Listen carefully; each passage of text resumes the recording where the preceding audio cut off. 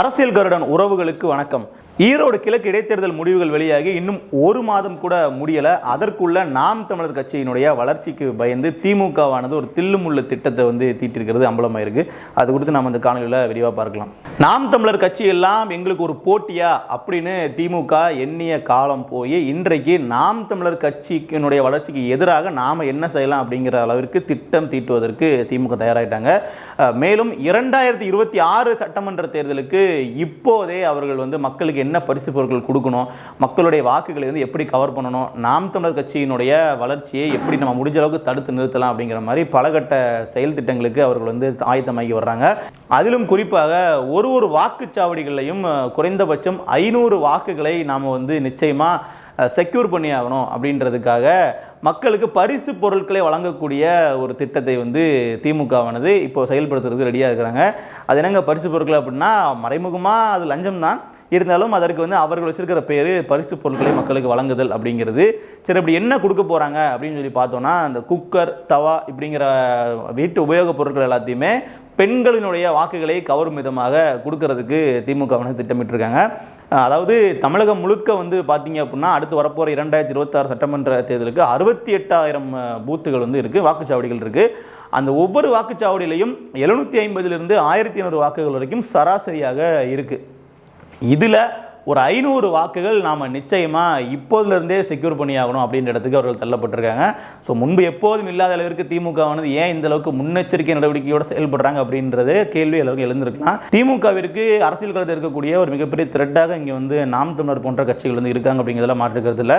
காரணம் என்ன அப்படின்னு பார்க்கும்பொழுது, ஈரோடு கிழக்கு இடைத்தேர்தலில் பிற கட்சிகள் எல்லாமே திமுகவிற்கு எதிராக போட்டியிடுவதற்கு தயங்கி விலகிய சூழலில் நாம் தமிழர் கட்சி மற்றும் துணித்தலாக களத்தில் நின்னாங்க. ஸோ அது 2026 நிச்சயமாக எதிரொலிக்கும். ஏன்னா அவங்க இடைத்தேர்தலில் தங்களுடைய வாக்கு வங்கி நிரூபித்து காட்டிட்டாங்க. கிட்டத்தட்ட பார்த்தீங்கன்னா 2 மடங்கு அதிகப்படியான வாக்குகளை பெற்றுட்டாங்க. அப்போ 2 மடங்கு தங்களுடைய வாக்கு வங்கி அதிகப்படுத்திய ஒரு கட்சியானது 2026 பொது தேர்தலில் மிகப்பெரிய அளவில் அவர்களினுடைய வாக்கு வங்கி எகிரும் அப்படிங்கிறது நிச்சயமாக திமுக மாதிரியான ஒரு கட்சிகளுக்கு ரொம்ப தெளிவாகவே தெரியும். அதனால் அவர்கள் அதிமுகவிற்கு எதிராக பெரிய எந்த விதமான ஒரு முன்னெச்சரிக்கை நடவடிக்கையும் எடுக்க வேண்டிய அவசியம் இந்த மாதிரி தெரியல. காரணம் கூட்டணி கட்சிகள் எல்லாமே திமுக பக்கம் தான் இருக்காங்க. அப்போ கூட்டணியே இல்லைனாலும் தனித்து நின்று ஒருவரால் களமாட முடியும், அவர்களால் வாக்குகளை பெருமளவு பெற முடியுன்ற இடத்துல இருக்கக்கூடிய கட்சியானது நாம் தமிழர் கட்சியாக இருக்குது. அதனால் இப்போ நாம் தமிழர் கட்சி கிட்டத்தட்ட அதிகப்படியான வாக்குகள் போயிடக்கூடாது, திமுக அதிகப்படியான வாக்குகளை பெறணும் அப்படின்றதுக்காக இது மாதிரியான விஷயங்களை அவர்கள் செய்வதற்கு திட்டமிட்டிருக்காங்க அப்படிங்கிற தகவல் நமக்கு கிடைச்சிருக்கு. மேலும் பெண்களினுடைய வாக்குகளை பெறுவது அப்படிங்கிறதுக்காகவே இந்த சமையலறையில் அவர்கள் பயன்படுத்தக்கூடிய பொருட்களான அந்த நான்ஸ்டிக் தவா அண்ட் குக்கர் போன்ற பொருட்கள்லாம் கொடுக்கறதுக்கு பிளான் பண்ணியிருக்காங்க. இதன் மூலமாக ஒரு 500 வாக்குகளை அவர்கள் ஒரு வாக்குச்சாவடிக்கும் செக்யூர் பண்ணிட்டாங்க அப்படின்னா, இப்போ இதுவே கிட்டத்தட்ட ஒரு அடித்தளம் போட்ட மாதிரியான இருக்கும். மேலும் இதை தாண்டி ஒரு வாக்குச்சாவடிகளையும் அவர்கள் 200 வாக்குகள் 300 வாக்குகள் மேலே எடுத்துட்டாங்க அப்படின்னா அதில் அவங்க வெற்றி பெற்றலாங்கிறது தான் அவர்களுடைய எண்ணம். அதாவது குறிப்பாக 500 வாக்குகளை அவர்கள் வாங்கிட்டாங்க அப்படின்னாலே ஒரு சட்டமன்ற தொகுதிக்கு ஒரு 300 வாக்குச்சாவடிகள் வரைக்கும் இருக்கும். அப்போ அவர்களுக்கு கிட்டத்தட்ட 1.5 லட்சம் வாக்குகளை அவர்கள் செக்யூர் பண்ணிட்டாங்க அப்படின்னு நம்ம சொல்லலாம். அப்போ 1.5 லட்சம் வாக்குகள் இருக்குது அப்படிங்கிற பட்சத்தில் இன்னும் ஒரு 20,000-30,000 வாக்குகள் மட்டும்தான் அவர்களுக்கு அதிகப்படியாக தேவைப்படும் அந்த தொகுதியை வெல்வதற்கு. ஸோ இப்படி இருக்கக்கூடிய சூழலில் திமுக இதை நோக்கி தான் பயணிக்க போகிறதா நமக்கு தகவல் கிடைச்சிருக்கு. மேலும் பார்க்கும் பொழுது இதில் திருவல்லிக்கேணி தொகுதி உதயநிதி அவர்கள் சட்டமன்ற தொகுதியிலையுமே இப்போ 1000 பேருக்கு பாத்திரங்கள் வழங்கக்கூடிய விஷயங்களையும் நம்ம பார்த்துருப்போம். இது எல்லாமே இந்த திட்டத்தினுடைய ஒரு சாராம்சம் தான். மேலும் இனி அடுத்து வரப்போகிற ஸ்டாலின் அவர்களினுடைய பிறந்தநாள் 1ஆம் தேதி ஸ்டாலின் அவர்களுடைய பிறந்தநாள் வருது. ஜூன் 3ஆம் தேதி கலைஞர் கருணாநிதி அவர்களுடைய பிறந்தநாள் வருது. இது இந்த மாதிரியான நிகழ்வுகள் வரும்போது எல்லாமே இது மாதிரியான பரிசு பொருட்களை மக்களுக்கு அள்ளி வீசக்கூடிய காட்சிகளும் இடம்பெறும். இது எல்லாமே பார்த்தீங்கன்னா இப்போ தேர்தலுக்கு சில நாட்களுக்கு முன்னாடி கொடுத்தா பணப்பட்டுவாடா அப்படிங்கிற மாதிரி நம்ம சொல்ல முடியும். ஆனால் இப்போவே கொடுத்தாங்க அப்படின்னா அதுக்கு இதுவும் கிட்டத்தட்ட அதே மாதிரியான ஒரு செயல்பாடு தான். ஆனால் அந்த பெயரில் அழைக்க முடியாது அப்படிங்கிறது அவர்களுக்கு ஒரு சாதகமாக இருக்குது. தேர்தல் சமயத்திலேயே கொடுத்தாலுமே தேர்தல் ஆணையம் பெரிய அளவில் இதில் தலையிட்டு நடவடிக்கை எடுக்கிற மாதிரியான விஷயங்கள் எதுவுமே நமக்கு தெரியலங்கிறதும் உண்மை. அதையும் தாண்டி இப்போ களம் எப்படி இருக்குன்னு பார்த்தீங்கன்னா, அவர்களுக்கு இந்த மாதிரியான பரிசு பொருட்களை கொடுத்து மக்களினுடைய வாக்குகளை வாங்க முடியுங்கிற அளவிற்கான ஒரு செயல்பாடுகளை செய்யக்கூடிய இடத்துல தான் அவர்கள் இருக்கிறாங்க. இதே இந்த பக்கம் நம்ம வந்து திமுகவிற்கு எதிர்க்கட்சியாக இருக்கக்கூடிய கட்சிகளை நம்ம வந்து பார்க்கும் பொழுது யார் கூட கூட்டணி போகலாம், எங்கே போனால் நமக்கு வந்து அதிகப்படியான வாக்குகளை வந்து பெறலாம், எப்படி வந்து அதிகப்படியான சீட்டுகளை கேட்டு பெறலாம்ங்கிற டிஸ்கஷன் தான் அதிகமாக இருக்கே தவிர திமுகவை தோற்கடிப்பதற்கு ஒரு ஒருமித்த எண்ணத்தோட ஒரு அணி வந்து உருவாகிற மாதிரி தெரியல. ஆனால் நாம் தமிழர் கட்சி ரொம்ப தெளிவாக அவர்களை வந்து திமுக ரெடியாகிறதுக்கு முன்னாடியே அவர்களை பொசிஷன் பண்ணிக்கிட்டாங்க அப்படின்னு நம்ம சொல்லலாம். காரணம் வந்து நாம் நிற்க போகிறது தனித்து தான், நமக்கு வந்து இத்தனை வேட்பாளர்கள் வேணும் அப்படின்னு சொல்லி பலகட்டமான வேட்பாளர்களையும் அவர்கள் ஏற்கனவே போட்டிருக்காங்க அப்படிங்கிற தகவலும் நமக்கு வந்து கிடைக்குது. ஸோ அரசியல் களத்தில் ரொம்ப ஒரு தெளிவான ஒரு புரிதலாக இருக்கக்கூடிய ஒரு பாதையில் நாம் தமிழர் கட்சியானது பயணிச்சுட்டு இருக்காங்க. இப்போ எப்படி ஈரோடு கிழக்கில் வந்து திமுக வர்சஸ் நாம் தமிழர் அப்படிங்கிற ஒரு களம் வந்து இருந்துச்சோ, கிட்டத்தட்ட அது மாதிரியான ஒரு களம் வந்து 2026லையும் ஒரு கருத்தியல் ரீதியாக உருவாவதற்கான சாத்தியக்கூறுகள் இருக்குன்னு தான் பார்க்கப்படுது. ஏன்னா வந்து இப்போ திமுகவானது இப்போ பெரியாரை மிகப்பெரிய பிம்பமாக கட்டமைத்து திராவிடம் அப்படிங்கிற கருத்தியலை சொல்லிட்டு வரும்பொழுது அதற்கு நேர் எதிரி நாங்கள் தான் அப்படிங்கிற மாதிரி தமிழ் தேசியம் அப்படிங்கிற ஒரு கருத்தியலோட பெரியாருடைய பிம்பத்தையும் மிகப்பெரிய அளவில் பாதிப்பிற்கு உள்ளாக்கி சீமான் அவர்கள் அரசியல் களத்துக்கு வந்து வர்றாங்க. அப்படி இருக்கும் பொழுது திமுகவிற்கு நாம் தமிழர் வாங்கக்கூடிய அதிகப்படியான ஒரு விழுக்காடு வாக்குகளுமே மிகப்பெரிய அளவில் சர்க்கிளை ஏற்படுத்தும், மிகப்பெரிய அளவில் சிக்கலை வந்து ஏற்படுத்தும் அப்படிங்கிறதுல மாற்றுக்கிறது இல்லை. சரி, ஒரு பக்கம் வந்து திமுகவானது இது மாதிரி பரிசு பொருட்கள் எல்லாம் கொடுத்து மக்களுடைய வாக்குகளை வந்து கவர்றதுக்கு தயாராக இருக்கிறாங்களே, அப்போ அதற்கு எதிர் வினையாக அதற்கு வந்து கவுண்டராக நாம் தமிழர் கட்சி என்ன பண்ண போகிறாங்க அப்படிங்கிற கேள்வியும் பலருக்கும் எழுதுனுக்கலாம்.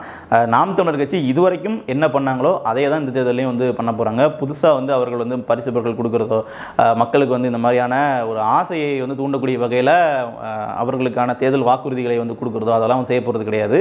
ஸோ கிட்டத்தட்ட வந்து பார்த்திங்கன்னா கடந்த முறை திமுகவானது ஆட்சிக்கு வந்த பொழுது, ஆட்சிக்கு வர்றதுக்கு முன்னாடி தேர்தல் பிரச்சாரம் செய்த பொழுது அவர்கள் என்னென்ன விஷயங்கள் நாங்கள் செய்வோம் அப்படின்னு சொல்லி வாக்குறுதிகள் கொடுத்தாங்களோ அதை வந்து மக்கள் மத்தியில் அதிகப்படியாக இவர்கள் என்ன சொன்னாங்க, என்ன செஞ்சுருக்காங்க அப்படிங்கிறத பேச போகிறது தான் நாம் தமிழர் கட்சியினுடைய ஒரு பிரதானமான பிரச்சார வியூகமாக வந்து இருக்க போகுதுங்கிறதும் நமக்கு புரிய வருது. ஏன்னா காரணம் வந்து என்ன அப்படின்னா, இங்கே இருக்கக்கூடிய சட்ட ஒழுங்கு பிரச்சனைகள் குறித்து தொடர்ச்சியாக சீமான் அவர்கள் கண்டன அறிக்கைகள் அதற்கான குரல்கள் வந்து தொடர்ச்சியாக கொடுத்து கொண்டே இருக்கிறாங்க. அப்படி இருக்கும் பொழுது அது நாம் தமிழர் கட்சிக்கு மிக மிக சாதகமான ஒரு பிரச்சார வாய்ப்பாக வந்து இருக்கும் அப்படிங்கிற நம்மளால் பார்க்க முடியுது. மேலும் திமுகவானது இதுவரைக்கும் வந்து பாஜகவை ஒரு எதிரியாக காட்டி, ஒரு பூச்சாண்டி மாதிரி காட்டி வாக்குகளை வந்து மொத்தமாக அறுவடை பண்ணுறதை நம்ம வந்து பார்த்துருப்போம். பாஜக வந்து வளர்ந்துட்டு வராங்க, பாஜக வந்து பாருங்கள் இதுக்கப்புறம் விட்டால் வளர்ந்துருவாங்க, அதனால் எங்கள் பின்னாடி மொத்தமாக நீங்கள் அணித்தரலுங்க, நீங்கள் நாம் தமிழர் கட்சி சீமான் அவர்களுக்கு ஓட்டு போட்டிங்கன்னா பிஜேபி வந்துடும், சீமானுக்கு ஓட்டு போட்டால் பாஜக வந்துருங்கிற மாதிரி ஒரு கருத்தை வந்து தொடர்ச்சியாக திமுக செய்துட்டு கொண்டு இருப்பாங்க. ஆனால் இனி வரப்போகிற 2026 சட்டமன்ற தேர்தலில் அது மாதிரியான விவாதங்கள், அது மாதிரியான வாதங்கள் வந்து எடுபடுமா அப்படிங்கிறதும் ஒரு கேள்விக்குறியாக இருக்குது. காரணம் என்ன அப்படின்னா, பாஜகவானது தனியாக ஒரு அணி அமைத்து நிற்க போகிற மாதிரியான சூழல் தான் இருக்குது. அப்படிங்கும்போது அவர்கள் வெற்றி வாய்ப்பை நோக்கி நகர்வது அப்படிங்கிறது ரொம்ப சிக்கலாக தான் இருக்கும். அப்போ அவர்களுக்கான அந்த ஒரு வெற்றி அப்படிங்கிற ஸ்கோப்பில் வந்து இப்போ முன்னாடி இருந்த மாதிரி அதிமுக அணியில் பிஜேபி இருந்து திமுகவானது நிற்கும் பொழுது அதிமுக அணிக்கு போடக்கூடிய வாக்குகளும் பாஜகவை வலுப்படுத்தும் அப்படின்னு அவர்கள் நினைக்கலாம். ஆனால் இங்கே மக்களுக்கு ஆப்ஷன் நிறைய இருக்குது. அப்படிங்கும்போது திமுக மீது விமர்சனம் உள்ளவர்கள், திமுக மீது சில மனக்கசப்பு உள்ளவர்கள் எல்லாமே வந்து வேறு கட்சிகளுக்கு போகிறதுக்கான வாய்ப்புகளும் வந்து அதிகமாக தான் இருக்குது. அதே நம்ம அதிமுக வந்து திமுகவுக்கு நல்ல ஒரு ஆல்டர்னேட்டாக இருக்கும் அப்படின்னு பார்க்கும்பொழுது அவர்களுக்கான வாய்ப்புகளும் வந்து களத்தில் கிட்டத்தட்ட வந்து ஒரு பெரிய அணி இல்லாமல் நிற்கும் பொழுது குறைவாகத்தான் இருக்கும். அண்ட் இந்த பக்கம் நாம் தமிழர் கட்சி இவர்கள் வந்து ஒரு வெற்றியை நோக்கி பயணிக்கிறோம் அப்படிங்கிறதெல்லாம் தாண்டி ஒரு பெரிய இலக்கை நோக்கி நம்ம பயணிக்கிறோம். பயணம் நெடியது, பயணம் ரொம்ப காலத்துக்கு நம்ம வந்து ஒரு அடித்தளம் விட்டு தான் பயணிக்க முடியுங்கிற அளவிற்கு வெற்றி தோல்வியை கடந்து அரசியல் கட்சியில் பயணிக்கக்கூடிய ஒரே கட்சியாக நாம் தமிழர் இருக்கிறாங்க. குறிப்பாக நம்ம வந்து இந்த ஈரோடு கிழக்கு இடைத்தேர்தலில் நாம் தமிழர் பாருங்கள் டெபாசிட் கூட வாங்கலை, நாம் தமிழர் பாருங்கள் டெபாசிட் இழந்துட்டாங்க இப்படிங்கிற மாதிரிலாம் இப்படிலாம் வந்து திமுகவினர் நாம் தமிழரை கேலி செய்கிறாங்க. ஆனால் நாம் தமிழர் கட்சியினர் அந்த முடிவுகளை ஒரு திருவிழா மாதிரி கொண்டாடிட்டு இருக்காங்க அப்படிங்கிறதும் நிதர்சனமான உண்மை. அதற்கு காரணம் என்ன அப்படின்னு பார்க்கும் பொழுது, நாங்கள் இந்த தேர்தலையா நாங்கள் டெபாசிட் வாங்காமல் இருந்தோம், நாங்கள் எந்த தேர்தலையுமே டெபாசிட் வாங்கவே இல்லையா, நாங்கள் ஆனால் அதிகப்படியான வாக்குகளை வந்து வாங்கியிருக்கோம். நாங்கள் வந்து 1, 3, 7, 8 இப்போ வந்து கிட்டத்தட்ட 16 விழுக்காடு 15.59 விழுக்காடு வாக்குகள் நாங்கள் வாங்கியிருக்கோம். அப்படிங்கும்போது அது எங்களுடைய அபரிவிதமான வளர்ச்சி தான் காட்டுது. நாங்கள் அதை அப்படி தான் பாசிட்டிவாக எடுத்துப்போமே தவிர டெபாசிட் வாங்கலை அப்படின்றதுக்காக சோர்ந்து போகிற ஆட்கள் நாங்கள் கிடையாது. அதனால் அந்த மாதிரி விமர்சனங்கள் எங்களை பாதிக்கவும் செய்யாது. மேலும் இது வந்து மக்கள் மத்தியிலையும் நாம் தமிழர் கட்சி வளரலை அப்படிங்கிறத நீங்கள் சொல்லக்கூடிய அந்த பிரச்சாரம் அப்படிங்கிறது பெரிய அளவில் எடுபடாது அப்படிங்கிறது தான் உண்மை. காரணம், நாம் தமிழர் கட்சிக்கு வாக்களிக்கக்கூடிய நபர்கள் ஏதோ இந்த முறை நம்ம திமுக வாக்களித்தோம், நம்ம அடுத்த முறையில் அதிமுக வாக்களிப்போம் அப்படிங்கிற மாதிரியான அந்த ஒரு மெச்சூரிட்டி இல்லாத மனநிலை உள்ள வாக்காளர்கள் கிடையாது. நாம் தமிழர் கட்சிக்கு வாக்களிக்கக்கூடிய நபர்கள் அனைவருமே ஏன் நம்ம இவங்களுக்கு வாக்களிக்கிறோம், எதற்காக நம்ம வந்து நாம் தமிழர் கட்சிக்கு வாக்களிக்கிறோம், இவர்கள் வெல்வதற்கான வாய்ப்புகள் இன்றைக்கு குறைவாக இருக்குன்னு தெரிஞ்சாலும் நம்ம ஏன் வாக்களிக்கணும் அப்படிங்கிற ஒரு புரிதல் உள்ள நபர்களாக பெரும்பாலான நாம் தமிழர் கட்சியினுடைய ஆதரவாளர்கள் இருக்கிறாங்கும்போது அவர்களுக்கு இது ஒரு நீண்ட கால பயணம் ரொம்பவே தெளிவாக தெரியும். சீமான் அவர்களுமே 2026 நாம் எத்தனை விழுக்காடு வாக்குகளை குறைந்தபட்சம் எடுத்தாகணும் அப்படிங்கிற செயல் திட்டத்தையும் சமீப காலமாக ஊடகங்களில் வெளிப்படையாகவே சொல்லியிருக்காங்க. அது கிட்டத்தட்ட 20 விழுக்காடுக்கும் மேலே நாம் தமிழர் கட்சியானது இதில் பெற்றே ஆகணும். அப்போனா நம்ம அடுத்த கட்ட தேர்தல் பணிகளுக்கு அடுத்த கட்டமாக நம்ம ஆட்சி அமைப்பதற்கு இது ஒரு அடித்தளமாக அமையும் அப்படிங்கிறது தான் சீமான் அவர்களினுடைய அந்த ஒரு வாதம். ஸோ இது அதற்கு வழிவகை செய்யுமா அப்படின்னு நம்ம கேட்டோம் அப்படின்னா நிச்சயமாக கடந்த நாடாளுமன்ற தேர்தல் 2019 நாடாளுமன்ற தேர்தலில் சீமான் அவர்கள் வாங்கிய வாக்குகள் அப்படிங்கிறது ஒரு கிட்டத்தட்ட 3.8 விழுக்காடு வாக்குகள். அப்போ அது அப்படியே இரட்டிப்பு மடங்காக ஆன மாதிரி தான் அடுத்து வந்த சட்டமன்ற தேர்தலில் இருந்துச்சு. இப்போ இவர்கள் வந்து நாடாளுமன்ற தேர்தலில் வாங்கியிருக்கக்கூடிய வாக்குகள் அப்படிங்கிறதே கிட்டத்தட்ட 8.2 விழுக்காடு. அப்போ இது வந்து இன்னுமே வந்து அதிகரிக்கிறதுக்கான வாய்ப்புகள் இன்னும் 2 to 3 மடங்கு அதிகரிப்பதற்கான வாய்ப்புகள் இருப்பதாக தான் பெரும்பாலான அரசியல் திறனாய்வாளர்கள்லாம் சொல்கிறாங்க. அதனால் நாம் தமிழர் கட்சிக்கு இனி வரப்போகிற 2020 சட்டமன்ற தேர்தலாக இருக்கட்டும், இல்லை அதற்கப்புறமா வரக்கூடிய அரசியல் நகர்வுகளாக இருக்கட்டும், எல்லாமே வந்து ஒரு பாசிட்டிவான ஷேடை நோக்கி தான் வந்து நகருதுங்கிறது நமக்கு தேர்தல் முடிவுகள் மூலமாக தெரிய வருது. இருந்தாலும் நாம் தமிழர் கட்சியானது என்ன சொல்லி மக்கள்கிட்ட வாக்கு கேட்பாங்க அப்படிங்கிறது தான் ரொம்ப முக்கியமான விஷயம். திமுகவை நாம் தமிழரால் மட்டுமே வந்து பகிரங்கமாக கேள்வியை கேட்டு அம்பலப்படுத்த முடியும்னு நம்ம வந்து சொல்லலாம். காரணம் வந்து இப்போ பாஜகவுக்கும் திமுகவுக்கும் ஒரு பெரிய ஒரு பகை இருப்பது மாதிரியும் அவர்கள் தான் காலத்தில் எதிரிங்கிற மாதிரியும் அவர்கள் ஒரு பிம்பத்தை வந்து கட்டமைக்கிறாங்க. அப்படி கிடையாது. நீங்கள் 2 பேரும் வந்து மறைமுகமாக கூட்டணி தான் வச்சுருக்கீங்க, நாங்கள் பி டீம் இல்லை, நீங்கள் தான் உண்மையான பி டீம் அப்படிங்கிற அந்த ஒரு எதிர்வாதத்தை நாம் தமிழர்கள் மட்டுமே காலத்தில் எடுக்க முடியும்.